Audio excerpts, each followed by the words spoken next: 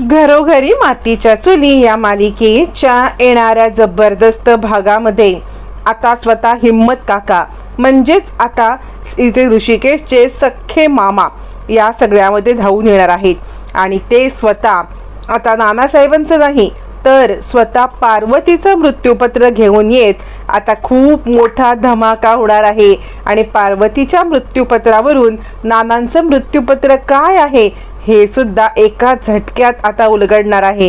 कारण पार्वतीच्या मृत्यूपत्राशिवाय नानांचं मृत्यूपत्र पूर्णपणे आता काहीही व्हॅलिड नाहीये ही गोष्ट या मृत्यूपत्राच्यामुळे समजणार असते। इकडे आता ऐश्वर्याने लपून छपून जे मृत्यूपत्र शहाणे वकिलांना पैसे देऊन किंवा त्यांना धमकावून बनवायला सांगितलेलं असतं ते मृत्यूपत्र शहाणे वकील येऊन वाचतात आणि त्यानुसार ऋषिकेशला सगळ्या प्रॉपर्टीतून बेदखल केलेलं असतं।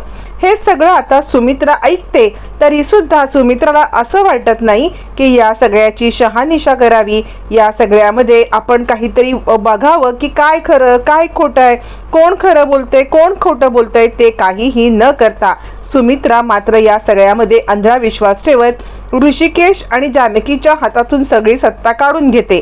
इकडे जानकीला ऐश्वर्याच्या हातामध्ये किल्ली द्यायला सांगते तर तिकडे स्वतःहून ऋषिकेश सांगतो इकडे जानकीच्या हातामधून किल्ल्या काढून घेण्याचं काम जर केलेलं आहे ना तर तिकडे सुद्धा मी सुद्धा या सगळ्यामध्ये ऑफिसचा ताबा सोडणार आहे।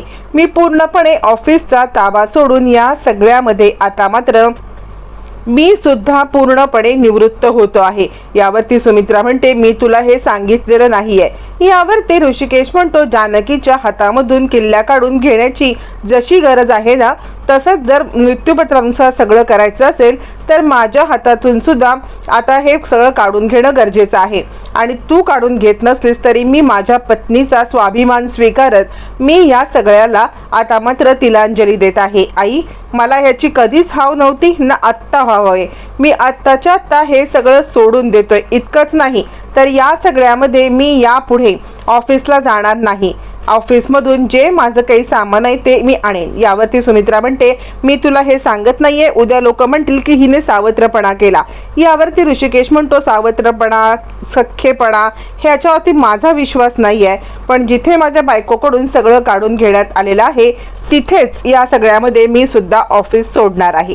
असं म्हणत ऋषिकेश आपलं जे ऑफिसमधलं सामान आहे ते काढून ऑफिसचा सगळा चार्ज आता मात्र सारंगकडे सोपवण्याचा निर्णय घेतो।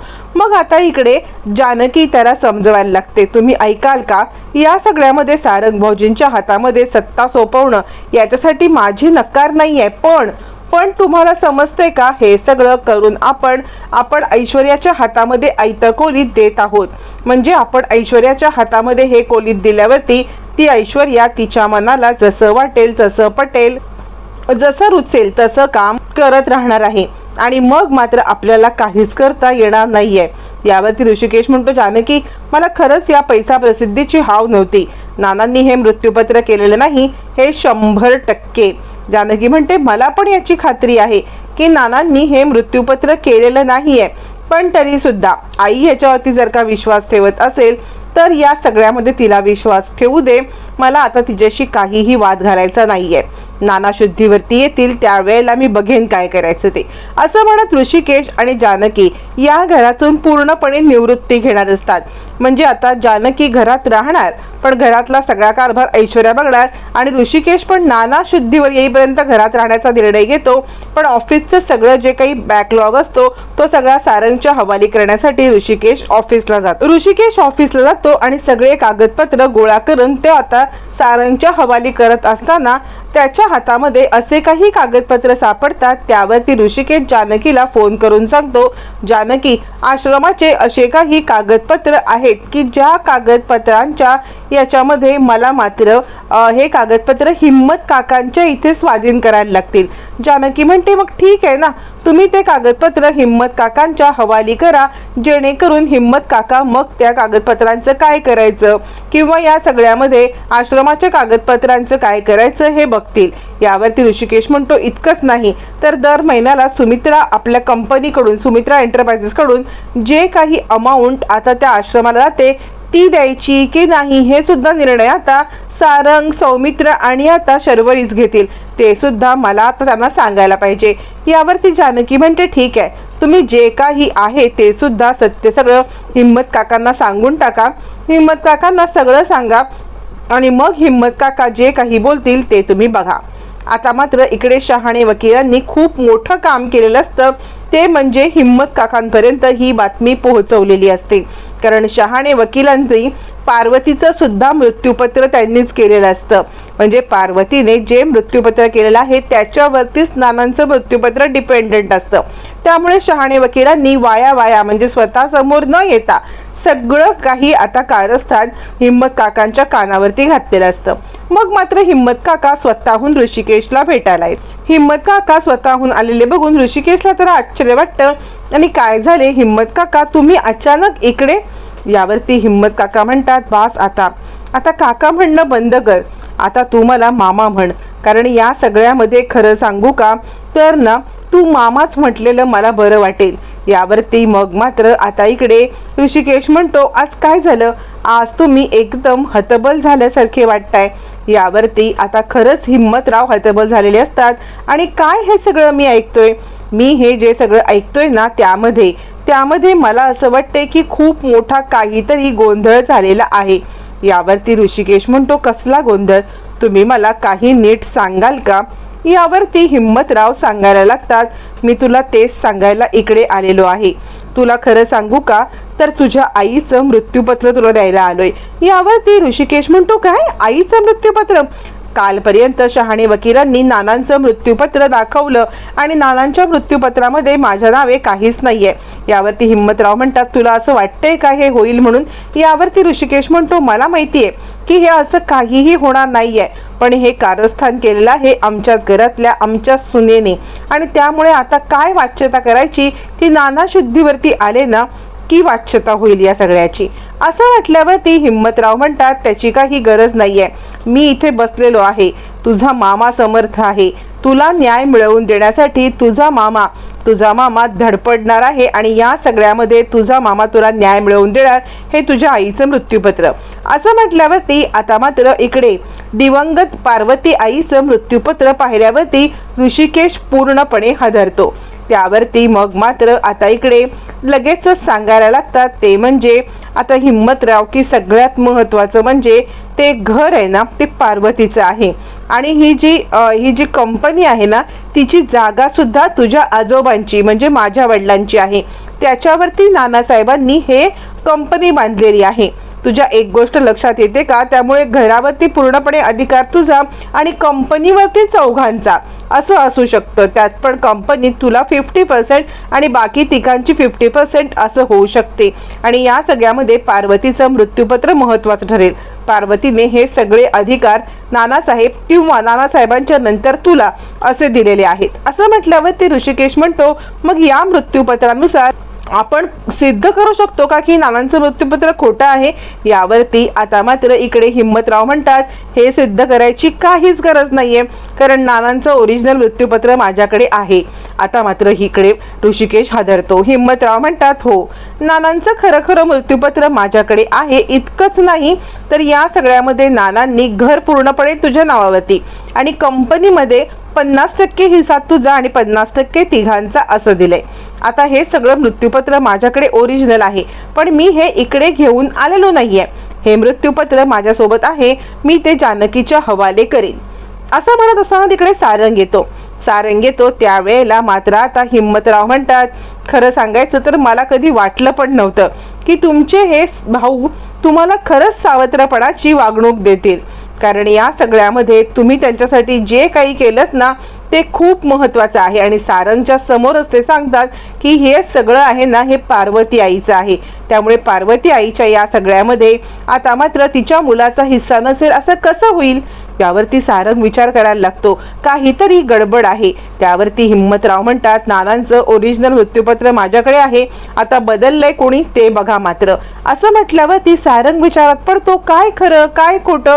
पण या सगळ्यामध्ये हिम्मत काका खोटं बोलणार नाहीत. हे सगळं पार्वती आईचं असेल तर नाना असं मृत्यूपत्र करूच शकत नाहीत. इकडे सारंगच्या मनात संशयाची पाल चुकते.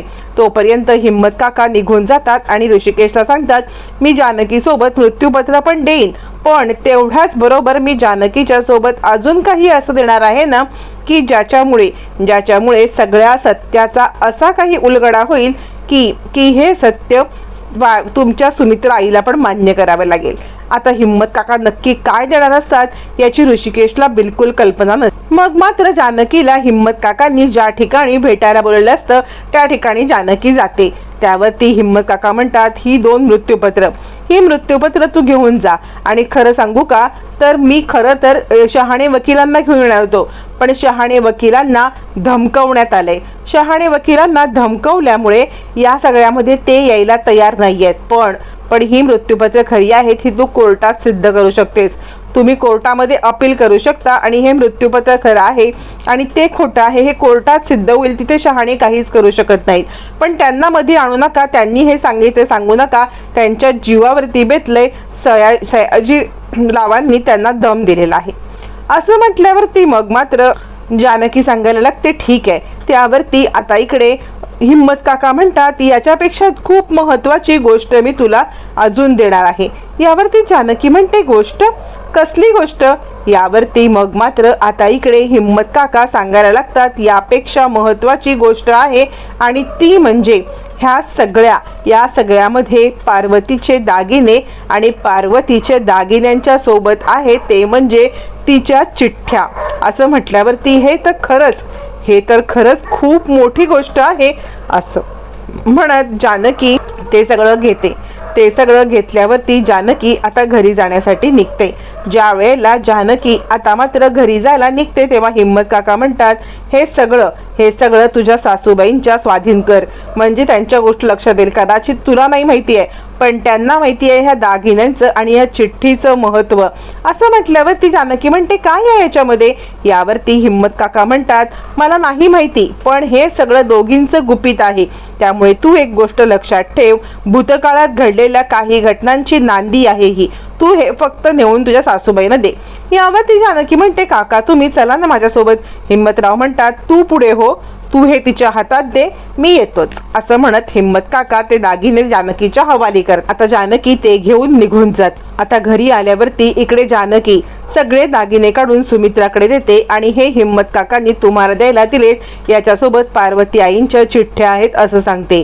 सुमित्रा ते दागिने हातात घेते आणि सुमित्राच्या पायाखालची जमीनच हादरते. आता सुमित्राला या सगळ्यामध्ये धक्का बसतो आणि सुमित्रा चक्कर येते, कारण त्या दागिन्यात दडलेला असतो खूप मोठा इतिहास.